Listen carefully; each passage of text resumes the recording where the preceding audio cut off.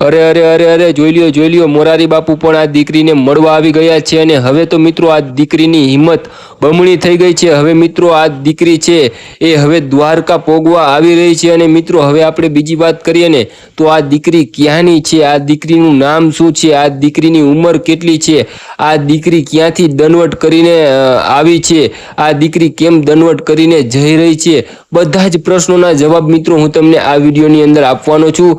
તો બને તો મિત્રો તમે પણ આ વિડીયો પૂરેપૂરો જોઈજો। તો નમસ્કાર મિત્રો, કેમ છો? ફરી એક અમારા નવા વિડીયોની અંદર તમારા લોકોનું હાર્દિક સ્વાગત છે। તો મિત્રો હવે આપણે આજના વિડીયોની શરૂઆત કરીએ ને તો સૌ પહેલા તો તમે બધાય આ દીકરીને જાણતા જ હશો। મિત્રો જો ન જાણતા હોય ને તો પૂરેપૂરી માહિતી હું તમને આ વિડીયોની અંદર આપવાનો છું। તો હવે આપણે વાત કરીએ ને તો આ દીકરીનું નામ શું છે, ઘણા બધા લોકો પૂછી રહ્યા હતા। તો આ દીકરીનું નામ છે એન્જલ અને ઘણા બધા લોકો કહેતા હતા કે આ દીકરીની ઉંમર કેટલી છે, તો આ દીકરીની ઉંમર છે 6 વર્ષ। અને હવે મિત્રો ઘણા બધા લોકો એવું કહેતા હતા કે આ દીકરી ક્યાંથી દનવટ કરીને આવી છે, તો મિત્રો આ દીકરી છે એ અમદાવાદથી દનવટ કરીને આવી છે અને મિત્રો દ્વારકા જઈ રહી છે અને ગોકુળ આઠમના દિવસે આ દીકરી છે એ દ્વારકા પોગશે અને મિત્રો આ જગતના બાપ કાળિયા ઠાકરના દર્શન કરશે। અને હવે મિત્રો આપણે બીજી વાત કરીએ ને તો આ દીકરી જ્યારે ઘરેથી નીકળીને મિત્રો ત્યારે આ દીકરીની સાથે કોઈ જ નહોતું મિત્રો, કોઈ જ એટલે કોઈ જ નહોતી। એના મમ્મી અને મિત્રો એ દીકરી અને મિત્રો એની બેન અને મિત્રો જે રિક્ષા હતી ને એટલા જ લોકો મિત્રો આ દીકરી સાથે હતા।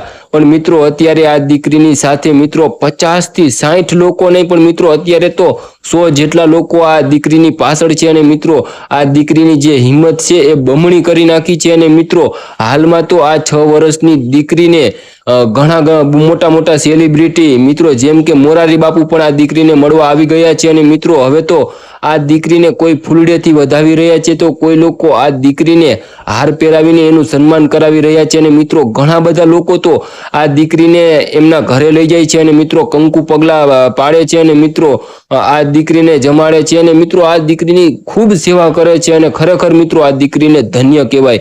આવડી હિંમત કરવી એટલે મિત્રો કોઈ બાઇક લઈને નથી જઈ શકતું મિત્રો, ગાડી હોવા છતાં પણ મિત્રો જો કોઈ દ્વારકા ન જઈ શકતું હોય તો મિત્રો નકામું કહેવાય ને, કેમ કે આ દીકરી ચાલીને નહીં પણ દનવટ કરીને જઈ રહી છે। અને મિત્રો આ દીકરી માટે તમારું શું કહેવું છે એ કોમેન્ટની અંદર જરૂર જણાવી દેજો। અને હવે મિત્રો આપણે વાત કરીએ તો અમારી ચેનલની અંદર નવા આવ્યા હોય તો જરૂરથી એક સબસ્ક્રાઇબ કરી દેજો અને મિત્રો લાઈક ન કરો ને તો ચાલશે પણ કોમેન્ટની અંદર જય દ્વારકાધીશ જરૂરથી લખી દેજો।